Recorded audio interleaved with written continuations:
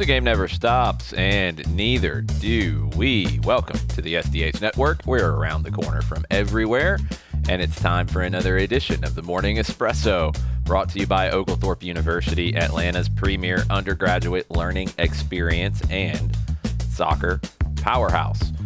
Big morning today. The World Cup draw is almost here. Miami is getting ready to host MLS Cup. Trinity Rodman is at the center of the NWSL's biggest contract fight in their existence. And Europe had a really chaotic midweek. Let's pour one and get started with today's Morning Espresso. We're officially inside the 48-hour window before the World Cup draw in Washington, D.C. All eyes are on the United States right now. Let's start with FIFA. After weeks of noise around dynamic pricing, FIFA has stepped back from variable pricing across the board. Instead, they're ring-fencing fixed-priced allocations for the next sales window, December 11th through January 13th. Giving supporters a much clearer path to more affordable tickets. It's a big deal for fans who are trying to map out their 2026 travel. This next window will fall after the World Cup draw, so people will know exactly which games, which teams they're going to see. That changes the conversation as well. Tickets are going to be expensive. It's the biggest sporting event in the world. We know this, but the variable pricing has kind of created a little more of an issue than I think was intended. So hopefully this will help a little bit. But yeah, you're probably going to want to hit the piggy bank if you get ready to try to buy some World Cup tickets. FIFA making move on tickets. Fox Sports is making moves of their own as well. Rebecca Lowe, one of the most trusted studio voices in American soccer television, she's joining Fox's World Cup 2026 coverage. It's a massive addition. She instantly elevates the studio presence for the biggest tournament ever staged. Not stopping there, this morning, Fox announced that Thierry Henry, World Cup winner, Premier League legend, one of the sharpest analysts in the sport, with his coverage on Paramount Plus and Champions League. Thierry Henry is joining the network as a lead analyst for 2026. He will make his Fox debut tomorrow during the live World Cup draw. That's a big combo and a huge upgrade for Fox and their World Cup coverage. And, look, that's not enough star power. FIFA, for the draw itself, they are rolling out a celebrity lineup. We've already talked about Heidi Klum and Danny Ramirez and Kevin Hart and the Village People. But Tom Brady, Shaquille O'Neal, Aaron Judge, Wayne Gretzky, Rio Ferdinand, they're joining the stage as part of the World Cup draw festivities. It's going to be a show tomorrow. There's going to be some silliness. There always is in a World Cup draw. This is not unique to the United States. It's not unique to this moment. It's not unique to this moment in Washington, D.C. There's going to be some cringy things. There's going to be some entertaining things, and there's going to be some things that we're all just shaking our heads. We're worried about what's going to happen with the draw itself. That is the big show, and that's what matters, and that's what we can't wait for. We got coverage all day tomorrow. I'll run through all of that here in just a bit. Around the world, Italy, they confirmed that Bergamo is going to be the host for their World Cup playoff semifinal against Northern Ireland in March. Uruguay, they are continuing to navigate an internal divide between Marcelo Bielsa and several senior players. A lot of that really came to the fore after the 5-1 loss to the United States in November. Diego Forlan, one of the Uruguayan legends, had one of the best World Cups of all time in 2010, carrying Uruguay to a semifinal. He is calling for dialogue. He's calling for accountability. He's calling for unity after all of this has bubbled to the surface. There's going to be more stories like this between now and the start of the World Cup. There's going to be more stories like this that come out after the World Cup draw. We'll be covering all of it here on the SDH Network. Saturday, MLS Cup in Fort Lauderdale. Inter Miami hosting the Vancouver Whitecaps. Let's talk about the hosts. Luis Suárez is making headlines. He spoke to the media, and he's being honest about his hunger to play more minutes. He made it clear he wants to play more. He's played just little cameos off the bench as of late. He said he's training harder than ever to convince Javier Mascherano that he can give more. But at the same time, he's also fully bought in. He talked about the group mentality, the energy that he tries to bring from the bench. We've seen him almost like an extra coach helping the younger players who right now are getting those minutes. And he talked about the importance of backing whoever Mascherano starts. Look, it's working for this team right now. Miami in postseason, they've had 2 4-0 wins. They've had a 5-1 win. They are rolling. Lionel Messi is, out of his mind at the moment. Tadeo Ashende is playing really well. Matteo Silvetti is doing amazing, replacing Suarez. Now, remember, this could be Luis Suárez's last game in MLS, and we don't know what his long-term future holds at this stage of his career. His contract is up at the end of the season. He's wearing some new Puma boots tomorrow. He said he wants to make those special, quote, maybe in my last final, unquote. Miami's chasing history. It's their first ever MLS Cup. Around the league, the news is finally official that Wilfried Nancy is leaving Columbus to go to Celtic. We've known this for a while. Just different paperwork issues have slowed the whole process down. He has officially gone to Glasgow, one of MLS's most respected managers, taking on one of the most iconic clubs in Europe. I'm fascinated to see what direction Columbus go in now. Do they continue down the road of what we've seen from Wilfried Nancy and the style of play? Do they completely overhaul that? Do they hire somebody who would be a logical successor to Nancy in terms of style, or do they just go hire somebody? I hope they stick with the style, because I have said it before, and I think Miami's a little bit of a special case because of Messi, but what Wilfried Nancy built in Columbus was as good as we have seen in Major League Soccer over an extended period of time. I think he did an amazing job. I always enjoyed his style of play. I hope Celtic fans appreciate it. And I'm looking forward to seeing what's next for Columbus and what's next for Celtic. Philadelphia, they made a splash by signing 20-year-old Ghanaian forward Ezekiel Alado from Sweden in the top flight, reported $4.5 million. MLS clubs are getting pretty aggressive in some of these rising markets, and that's a pretty sizable transfer fee for Alado at 20 years old. Let's go to the NWSL. The biggest story on the women's side right now is Trinity Rodman. It has escalated again.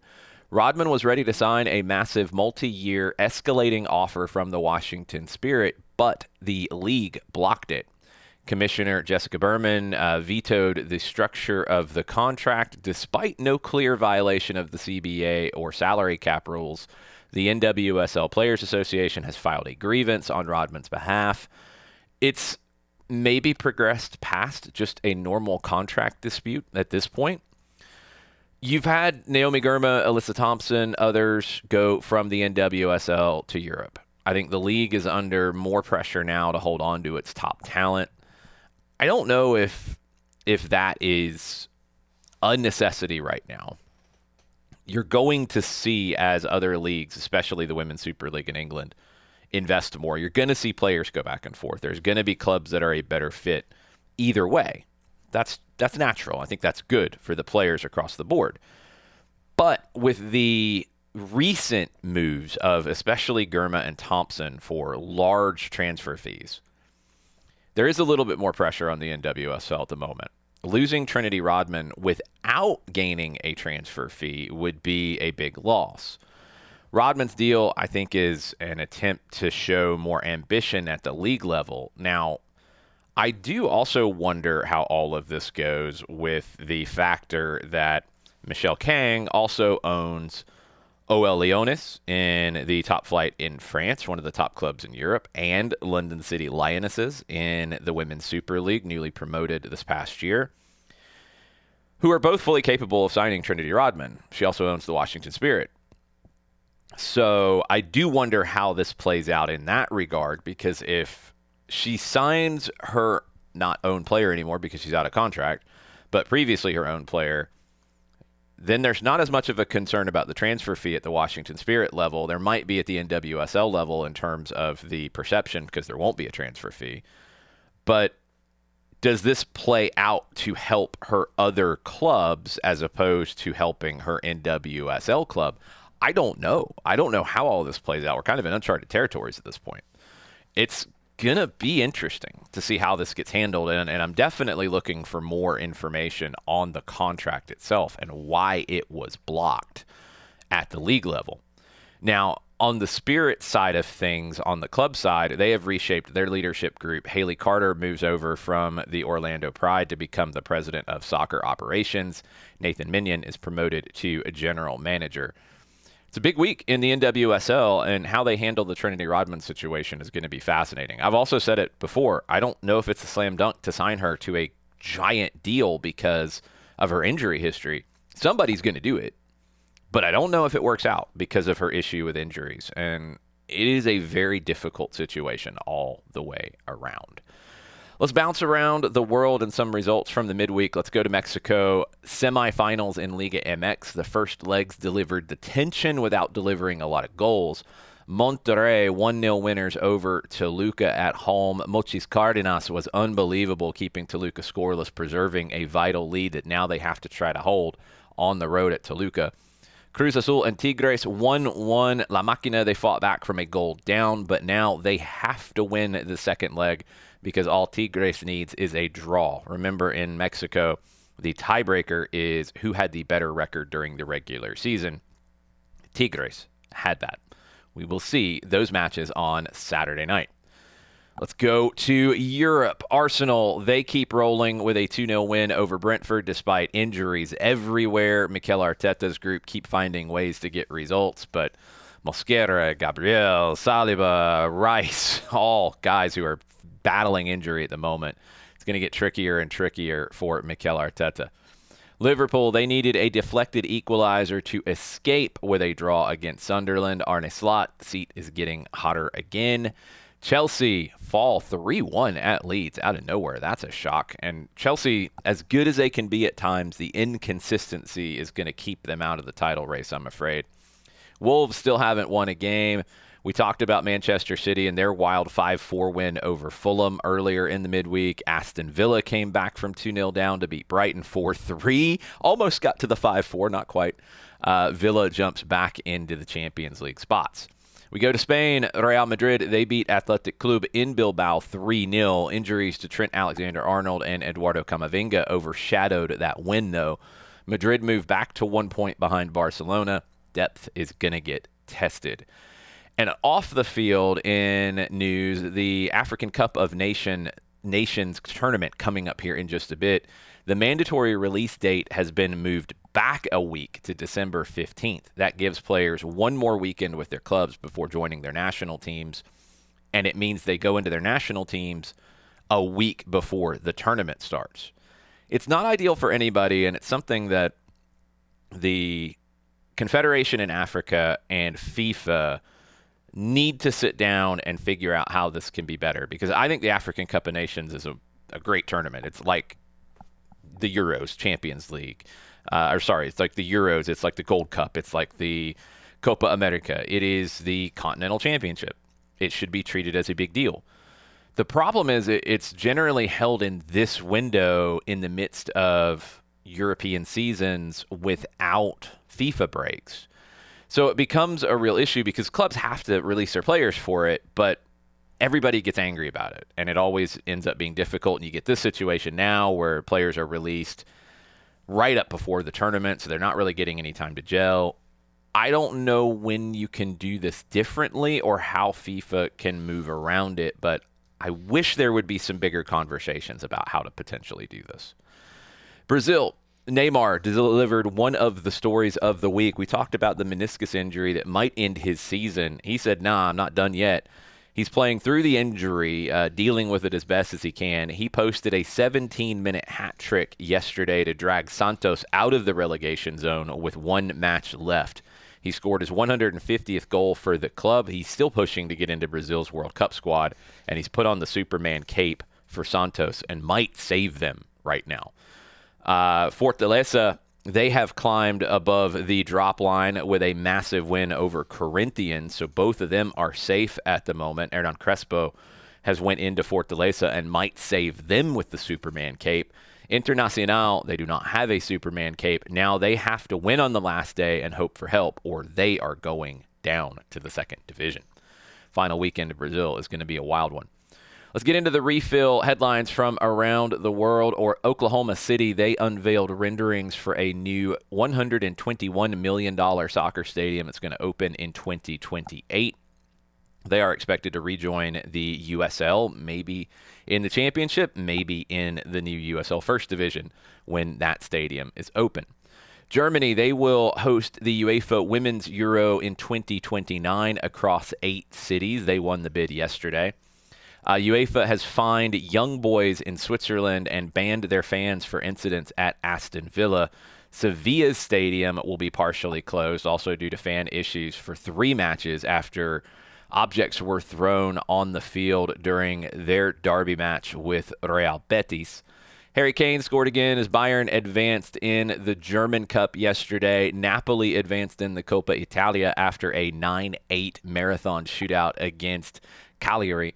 Barcelona's Dani Olmo, he's going to miss the rest of 2025 with a dislocated shoulder that he suffered when scoring in Barcelona's most recent win. Friday, it's going to be a huge day around the world with it being the World Cup draw. It's going to be a huge day for us here on the SDH network. So much to get into. Here's what it's looking like for us. 9:05 SDH AM, as usual. John Nelson will get it started at Benchwarmers in Decatur with the Decatur Watch Fest official watch party. You're going to hear from folks in Decatur. You're going to hear from former Atlanta United captain Michael Parkhurst as well. His thoughts ahead of the draw. Lots to come in all of John's portion of the show. Madison Cruz and I will be live from the Brewhouse Cafe. We'll be joining in as well during SDH AM before taking over closer to 11 o'clock. We'll set the scene as we get closer and closer to the ping pong balls spinning in Washington, D.C. We'll give you our reactions on social media at Soccer Down Here after the U.S. group is drawn, after Paraguay's group is drawn, after Group H, which will have 2 games in Atlanta.